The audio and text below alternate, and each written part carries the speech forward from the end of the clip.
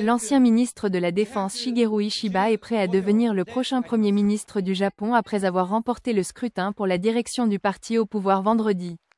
À 67 ans, Ishiba a battu l'archi-nationaliste Sanae Takaichi au second tour, qui aurait été la première femme à diriger le pays.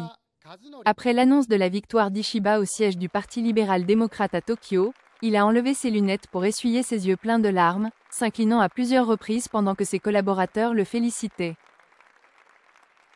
国民を信じ、勇気と真心を持って真実を語り、この日本国をもう一度皆が笑顔で暮らせる、安全で安心な国にするために、石破茂全身全霊を尽くしてまいります。どうぞよろしくお願い申し上げます。ありがとうございました。ISHIBA était passé à cette porte par le passé, notamment en 2012, lorsqu'il a été décidé par le nationaliste Shinzo Abe, le dirigeant japonais qui a été assassiné plus tard. Ancien ministre de la Défense entré au Parlement en 1986 après une courte carrière dans la banque, ISHIBA a été éloigné par le Premier ministre sortant, Fumio Kishida, devant plutôt une voix dissidente au sein du parti. À l'avant du vote de vendredi, ISHIBA s'est engagé à stimuler l'économie en encourageant les investissements nationaux dans les secteurs des puces et de l'IA, entre autres politiques. Considéré comme un intellectuel de grande importance et un expert en politique de sécurité nationale du PLD, il préconise un Japon plus affirmé, qui pourrait réduire sa dépendance à l'égard de son allié de longue date, les États-Unis, pour sa défense.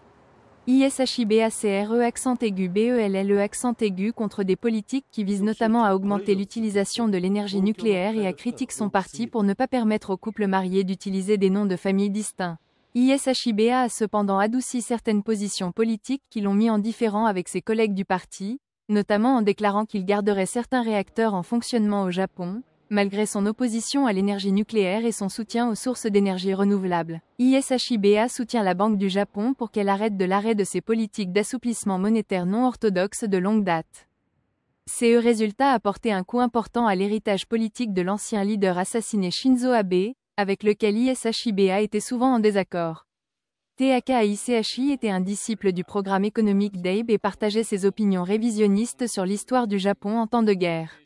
Rapport du bureau, NewsX.